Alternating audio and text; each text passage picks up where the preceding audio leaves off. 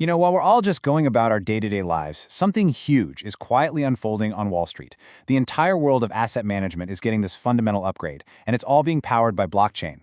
So today, we're going to break down exactly what that means, why it's happening right now, and how it's literally changing the definition of what an asset even is.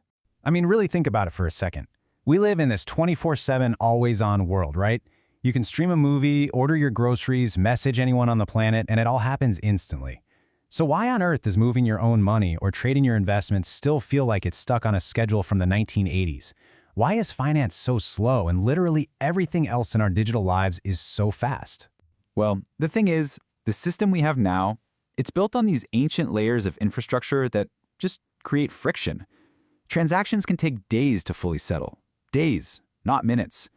The costs are high because there are so many middlemen who all need to get their cut.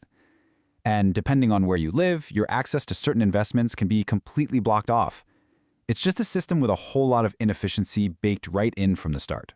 Okay, so this is where blockchain steps onto the scene. And look, this is not just about cryptocurrencies. It's about building a whole new set of rails for the entire financial system. The big promise here is to make finance work the way the internet does: global, instant, and programmable. So let's dig into what that actually looks like. So, first up, we get to break free from the tyranny of the clock and the map. When assets are represented on a blockchain, markets just don't need to close anymore.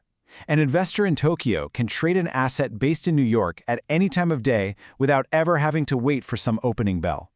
It creates this single global marketplace that never sleeps. And then there's the speed. We're talking about shrinking transaction times from days, literal days, down to just moments. So instead of that multi-day waiting period where your money is just kind of floating around in limbo, ownership can be transferred and confirmed on the blockchain almost instantly. This is an absolutely massive leap in efficiency. It's a game changer. But this next one, this is where things get really interesting, kind of futuristic even. The assets themselves become programmable. What that means is you can literally build rules, logic, and automated functions right into the asset. Just imagine a fund that automatically rebalances itself, or an investment that pays out dividends based on a set of rules in a smart contract. I mean, the possibilities here are just huge. Okay, I know what you might be thinking. This all sounds like some sci-fi dream for 10 years from now. But it's not. This is happening right now. And the biggest names in finance, they're the ones leading the charge. This isn't some little experiment anymore. It is a major strategic shift. And just so we're clear, we are not talking about chump change here. The market for these tokenized assets, like US Treasuries, has absolutely exploded from basically zero to tens of billions of dollars. That's not an experiment, folks. That is real institutional money pouring in, and it is growing fast. So let's look at two of the biggest players, shall we? First, you've got BlackRock. Yeah, the world's largest asset manager, with their fund called BUIDL. And then there's Franklin Templeton, another huge legacy name, with their BENJI token. Now, what's so interesting is that they're both tokenizing really safe, traditional assets, but they're doing it in slightly different ways. And that difference tells us a lot about where this is all headed. All right, so to really get what's happening under the hood, we have to talk about one critical difference: wrapped tokens versus native tokens. Now, I know that sounds a little technical, but stick with me, because this is the core concept that determines just how revolutionary this whole thing really is. It really all boils down to one simple question. When you're holding one of these tokens, what do you actually own?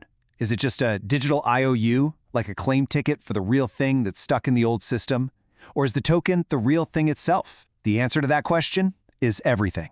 And this is where we see two totally different paths emerging. On one side, you have the wrapped token, like what BlackRock is doing with BUIDL. Here, the official record book is still off-chain in the traditional system. The token is really just a digital wrapper, a claim ticket. But on the other side, with a native token, like Franklin Templeton's BENJI, the blockchain is the official record. The token isn't a claim on the asset. The token is the asset. That's a huge difference. Yeah, you can think of this whole wrapped model as a bridge.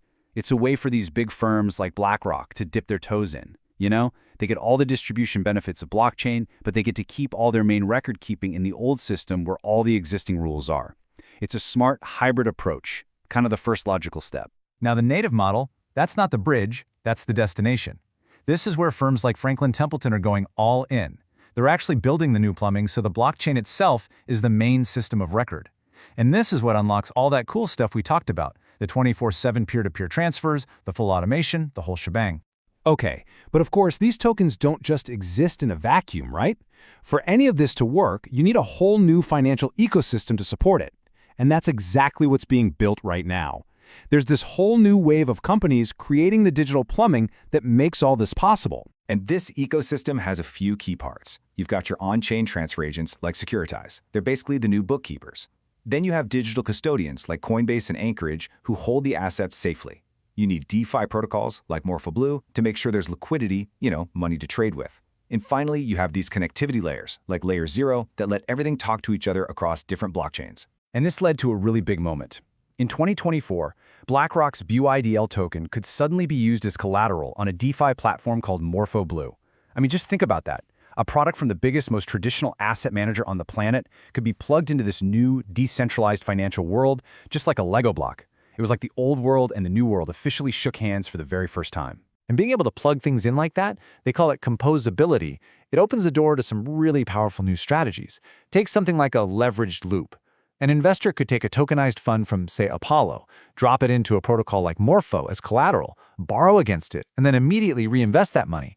You're basically making your assets work so much harder for you, creating a kind of capital efficiency that's just, well, it's impossible in the old, slow, walled-off financial world. All right, so let's zoom out and bring this all together. Why does any of this actually matter to you? Well, because this isn't just some boring back-office upgrade for Wall Street suits. No, this is a fundamental shift in how finance works, how things are created, how they're distributed, and how we own them. And that has huge implications for every single investor.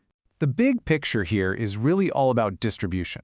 We're moving away from that old, slow system that's just clogged up with middlemen, and we're moving towards something new, a system that's fast, super efficient, and delivers assets directly to your digital wallet. It just cuts out a ton of the go-betweens, creating a much more direct line between the asset manager and you, the end investor. So, what are the big takeaways for you? First, capital efficiency. Your money can work way harder. Second, direct access. Fewer people standing between you and your investments. Third, you get access to brand new ways to earn a yield through DeFi. And fourth, it means more financial products are going to be available to more people all around the world. And all of this leaves us with one last really big question to think about. Today, we've been talking about money market funds. But this technology, you can apply it to anything. Stocks, bonds, real estate, a piece of art, you name it.